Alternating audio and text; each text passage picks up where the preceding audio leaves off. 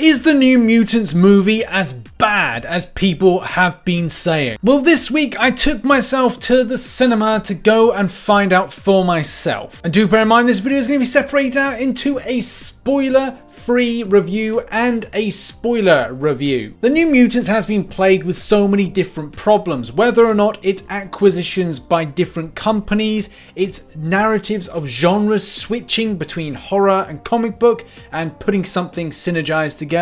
It has been a crazy old time. Various cuts of the film, and it's been a 3-year process, and with COVID-19, getting this to the cinema, getting this for you to actually see has been one of the most difficult things in cinema history. But that being said, I really enjoyed this film. You follow the New Mutants as young individuals coming to terms with their powers and the extent of how they can control them. The story is centered around Illyana Rasputin, aka Majik, Rain Sinclair, aka Wolfsbane, Samuel Guthrie or Cannonball, Robert Costa, which is Sunspot, and the main character, which is Danielle Danny Moonstar. There's also Dr. Cecilia Reyes, who is responsible for keeping, controlling, and as well using her powers, because she is a mutant as well, kind of suppressing them with this force field that she can create around different areas. You spend a lot of the movie learning and understanding Moonstar's character and how it's more important for the story of the film, and how Dr. Reyes is attempting to control her and others for more nefarious intentions. Also, there's quite an important tie-in with a previous X-Men movie, which, I'll leave for you to find out yourself. The movie wasn't perfect, especially from a point of, as I said, the idea of one genre to another genre, the horror genre, which they were trying to create midway through. So it was like, hey, we're going to make a comic book movie, and the next time it's like, oh no, we changed our mind, let's make this horror. So how the film tries to work between both different types of genres isn't great. It's a bit clunky at times, but I understand what they were trying to do, and it kind of worked to a degree.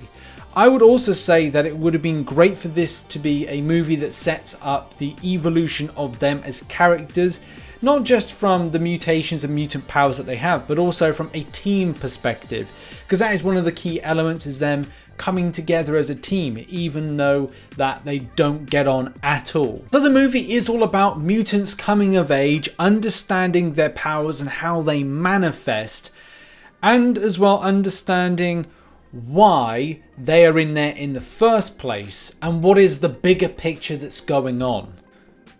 Also, just finally, for the spoiler-free review side of things, the idea of when you are welcomed to the movie from the very first time, you feel like you are put into the claustrophobic area of the facility that all the other mutants are in. So it's kind of difficult to get an idea of what's going on in the bigger picture outside of the bubble that you're kind of in. It's cool as a kind of a push that you feel quite claustrophobic with what's going on, but as well it's quite restrictive as well to think, right, well, I don't know really what's going on outside these walls. Everything's very confusing. You're kind of not understanding the characters too much, and as well, what is the idea of this story, how it's going, how it's starting. It's only towards, I say, the end point of the film that if you weren't picking up on things, you'd go, oh right, that's happening, as opposed to going, I'm really confused. But yeah, again, to kind of like finish on the spoiler-free side of things, it is a case for me, it's a 4 out of 5 comic book movie that is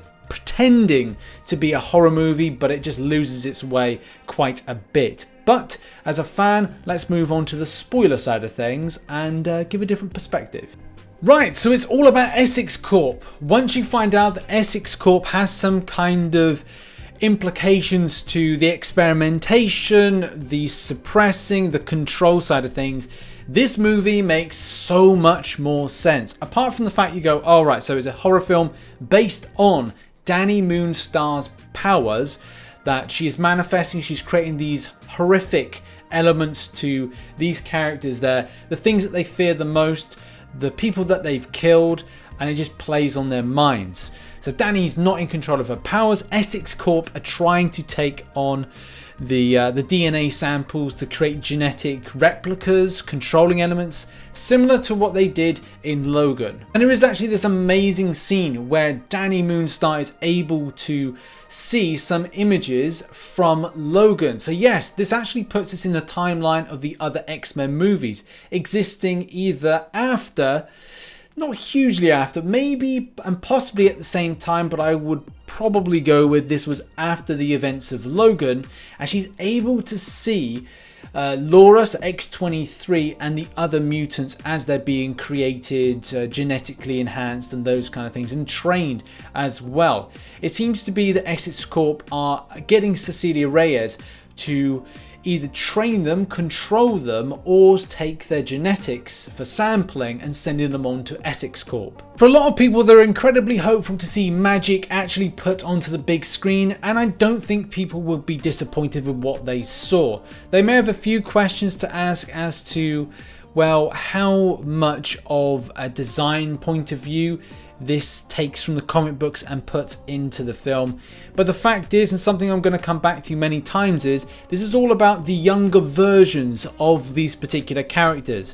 So again, they're trying to understand, control and manifest their powers in such a way that they're not arrogant and young, but more understanding, if they get older, how to be stronger and more calculated with what they do. I also forgot to say that's actually taken from a scene when someone says, "Oh, you can't take it on, it's Majik," and she turns to the camera and goes, "So am I." It's a really cool scene. Biggest problem that we'll come back to with the film is that it doesn't know what genre it wants to go in. It goes from being a horror film to then a comic book film, back to a comic book film, back to like a teen drama type thing. And it does seem that it's very much more of a TV deal than it is a movie. So this is the problem that it has. Yes, there is a strong story throughout that Danny Moonstar's powers are so powerful that she doesn't even know how to suppress them, control them. And it seems to be when she sleeps or she is worked up about something in a dreamlike state or is put under a duress by something that she manifests some extreme powers of creating horrors for these characters, and as well a horror of herself and her making that she cannot control, and is the result of her dad being killed off and also some other characters in the film as well. One thing that I thought was a really cool element, I mean, it's not cool to say you've been branded because obviously that would hurt, but it was cool for the nod for other mutants that have been branded with the M in order to say like, okay, well, you know, this is a mutant and in the future they're branded as such in order to distinguish them as being mutations.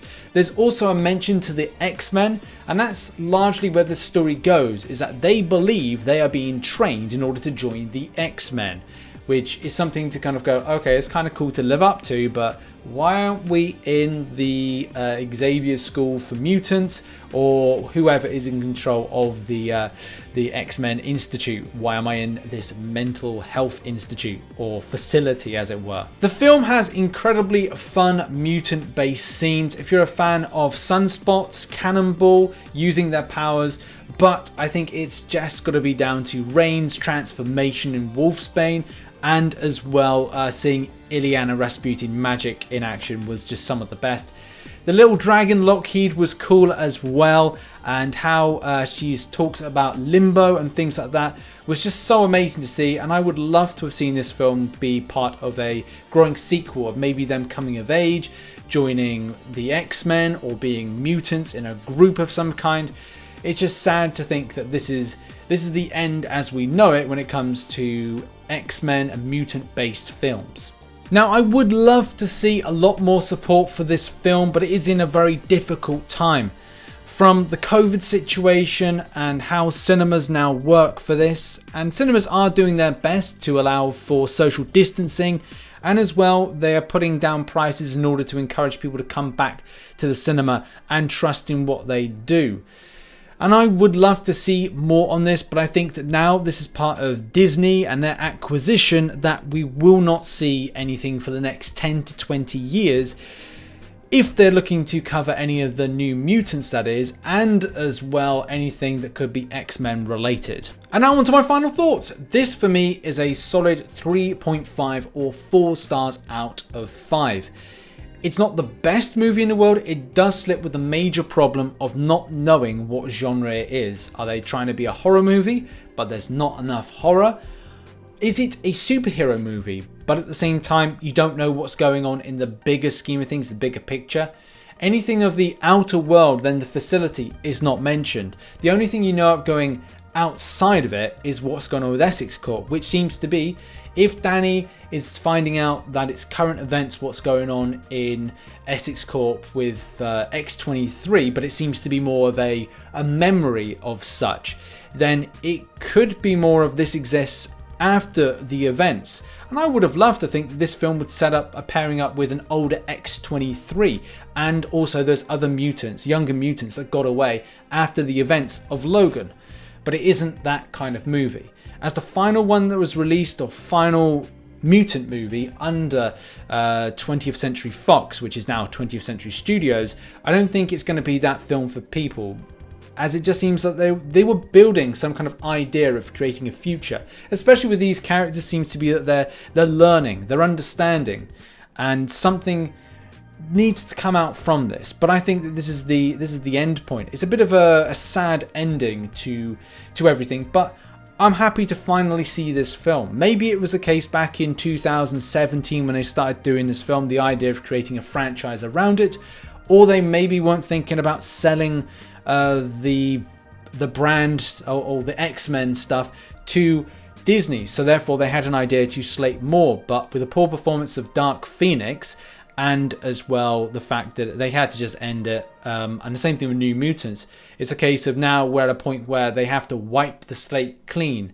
And how we judge these X-Men and mutant films is going to be important in the future. But I enjoyed this film. I would recommend it to go and see it, whether or not you see it in cinema, whether or not you buy it on DVD, or see it on Netflix, or well, I probably will go to Disney Plus at some stage. It is worth seeing, but I don't know, because it's got a lot of blood and guts and stuff, that it's more Logan territory, so you probably won't see it on that kind of platform, which is disappointing. So a lot of people may not get to see this. So buying this on DVD, especially if it goes into the bargain bin, it is well worth seeing. It is. I know that there's a lot of critics out there saying, no, don't see it, it's bad. But it's good. It's good. If you like those characters that have been introduced to the big screen, go and have at it. They're meant to be younger ones, they're meant to be learning, they're meant to be manifesting the powers, and as well, there's a good story within it. It just feels a bit claustrophobic, a bit clunky at times, but it's still a solid comic book film. Now, I don't know if I'll make this a normal thing with reviewing films. I don't know if anybody would be interested on any kind of like reviews of films. I probably need to do a website in order to kind of like do them. But if people are interested, then let me know. Let me know in the comment sections if you'd like to see more reviews like this, and I'll do more of it. But in any case, thanks for watching, thanks for supporting, and see you in the next one. Bye bye for now.